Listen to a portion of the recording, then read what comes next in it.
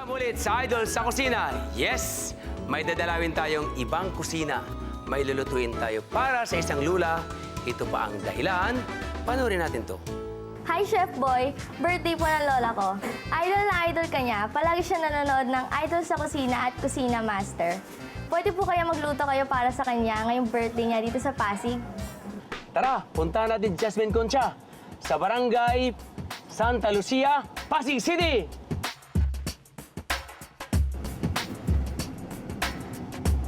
Ayan.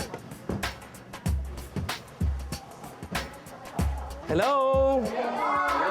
Hi, Jasmine! Kamusta po? Kamusta na? Ikaw pala si Jasmine, ha? Wow!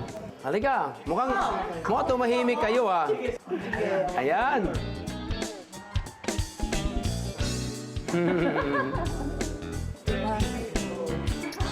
Wow!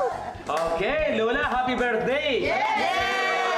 Sana mabuhay, maging 250 years old ka pa. Thank you very much. Okay ba yun sa'yo? Opo. Wow! Sige, so happy birthday muli. Bukis mo na ako. Salamat po. Yan.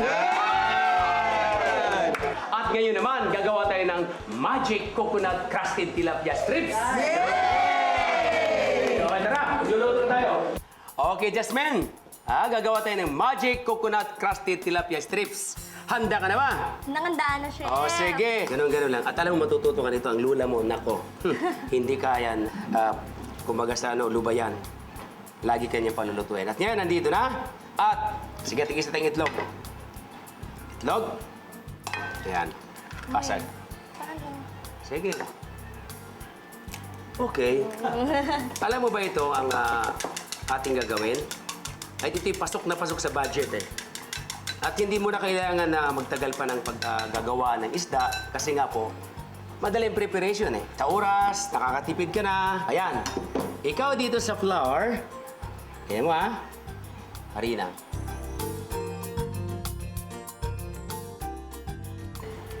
Jasmine, bakit Po. mahal na mahal mo yung lola mo? Siya ba nagpaaral sa'yo? Halos every birthday ko, palagi siyang naghahanda sa akin. As in, lahat ng putahe, lahat ng handa siya nagluluto. So ito bilang ganti mo ito, ganun ba? Para matuwa sa'yo? Gusto ko naman siya bigyan ng surprise. Parang gusto ko ako naman magluto. Wow! Kaya tama-tama itong pinili natin, itong crusted na coconut na tilapia, no? Na strips. Siyempre. Wow! So hindi lang naman dito sa tilapia, marami tayong gagamitin. Chicken, pwedeng pork, lahat ay po pwede.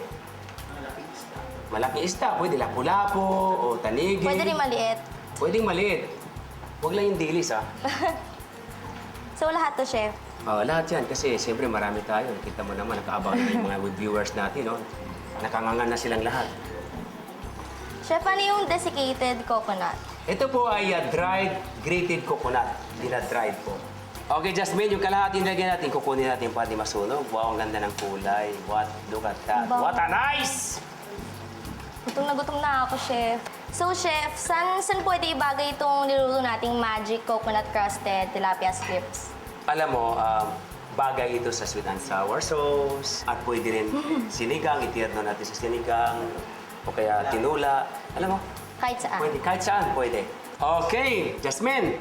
Ay, nako, tingnan mo. Golden na yung ating Grabe, napakasarap. Oo. Napakatagal. crispy, golden na. Ayan. Ay, ang ganda. Gagawa lang tayo ng garnish. Ito lang ito. Ilagay mo yan sa plato gitna. So, gagawa lang tayo ng parang basket. Marami ka pang matutunan dito sa pag nagkukulinary ka. Di ba? At ilagay natin yung isda. So, lahat nalagay. Yes, ilagay na natin dyan.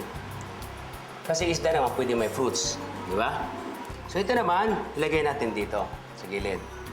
Di ba? Tama? Ngayon, para lalong gumanda, so yan, gagawa tayo ng flour.